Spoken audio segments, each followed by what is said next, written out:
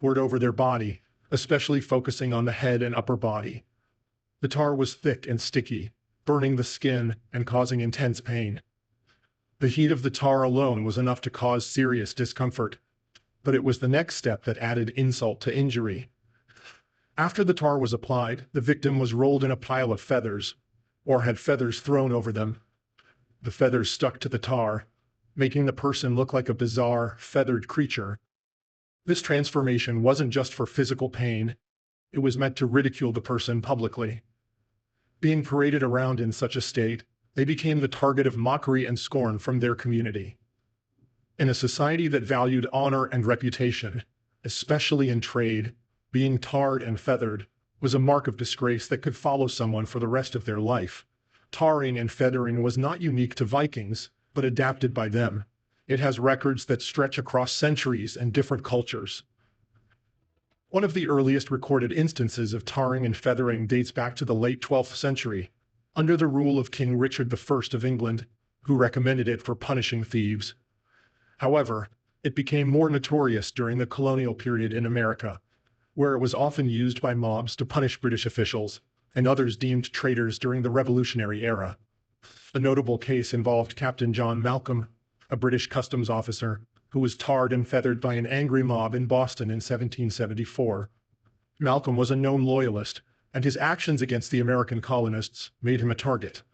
The mob not only tarred and feathered him, but also forced him to drink tea as a mockery of the hated British Tea Act. In the 18th century, this punishment saw a resurgence, particularly in America during the Revolutionary period. Notable figures like Joseph Smith, the founder of the Latter-day Saint movement, a tar and feathering, a more severe case where you're looking at a man who is pulled off the porch of his house. He's asked to sign the agreement. Were also victims of tarring and feathering. Smith was attacked by a mob in 1832 in Hiram, Ohio. Thereafter, he was dragged from his home, tarred and feathered as punishment for his religious beliefs and practices. The method persisted well into the 20th century, with the last recorded case in 1981 in Northern Ireland. Elizabeth Jameson was tarred and feathered on her wedding day as punishment for her association with the British Army. Number 6. Hung meat. The Vikings were known for their brutal and inventive methods of punishment, and one of the most gruesome was the hung meat torture. This method wasn't just about physical pain, it was about sending a clear message of power and dominance. In the Hrafnkel saga Freyskoda, a particularly vivid account of this punishment is detailed. Hrafnkel, a powerful chieftain, found himself on the losing side of a legal dispute.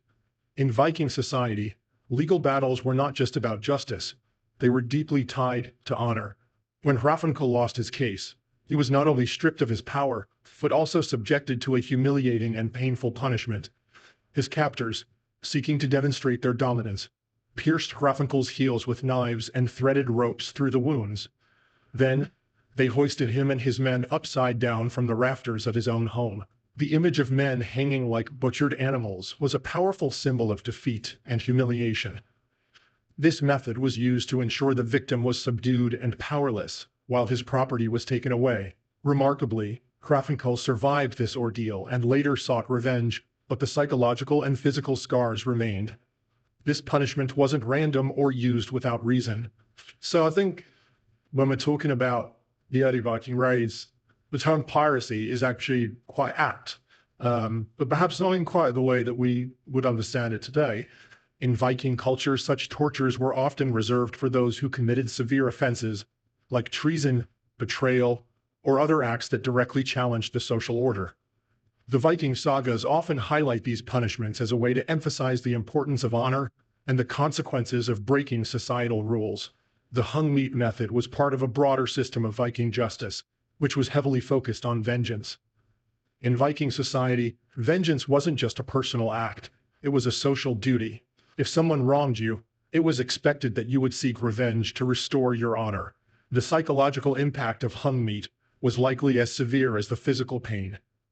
Being strung up in such a manner, especially in a place as significant as one's own home, was designed to break the spirit of the victim. The blood rushing to the head, the excruciating pain from the pierced heels, and the inability to move or escape all contributed to a sense of utter helplessness. This wasn't just a punishment, it was a spectacle.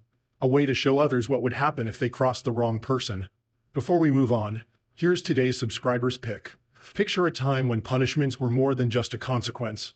They were a message, carved into both flesh and memory. The image you're seeing is a haunting depiction of one such method, shrouded in the terrifying lore of the Vikings, the infamous blood eagle. Legends speak of this punishment being reserved for the gravest of betrayals. The victim, often an enemy or a traitor, would be bound, their ribs severed from the spine and spread out to resemble wings, while their lungs were pulled from their chest. This gruesome sight was not just a death sentence. It was a spectacle, meant to echo through the ages, as a stark reminder of the cost of crossing a Viking. The chilling artistry of this method reflected the Norse belief that the body could tell a story far beyond death. But what do you think? Was this ritual a brutal display of power, or is there something more profound behind it? Share your thoughts in the comments section below. Number 5. Mutilation. Mutilation was a harsh and visible form of punishment in Viking society. It wasn't just about inflicting pain, it was about marking a person for life. The scars from mutilation served as a constant reminder of their crime, ensuring that everyone who saw them knew what they had done. The Vikings used mutilation as a punishment for various crimes, particularly those that threatened the social order. Theft, especially repeated theft, was often punished by cutting off a hand or a finger. This made it clear that the person had been caught and punished, and it made future thefts more difficult. In a world where survival often depended on physical abilities, losing a hand was a severe and life-altering punishment. Mutilation wasn't limited to the hands. In some cases, ears were cut off as a punishment for lying or spreading false rumors. The missing ears served as a warning to others, showing that this person had lied in the past and could not be relied upon. In more extreme cases, mutilation could involve blinding or the removal of the nose. These punishments were usually reserved for the most serious offenses, such as betrayal or treason. The Vikings believed that these severe forms of mutilation would not only punish the individual, but also send a strong message to the community about the consequences of such crimes. The Vikings valued honor and loyalty, and mutilation was one way to enforce these values. The process of mutilation was brutal and often carried out in public.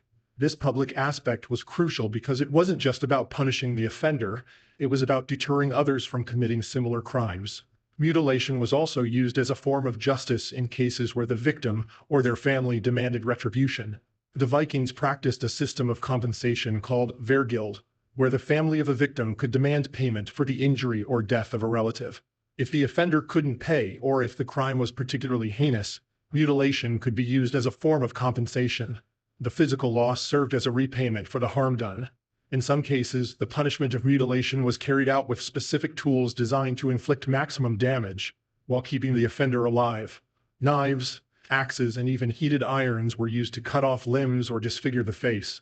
The tools and methods used depended on the crime and the status of the person being punished.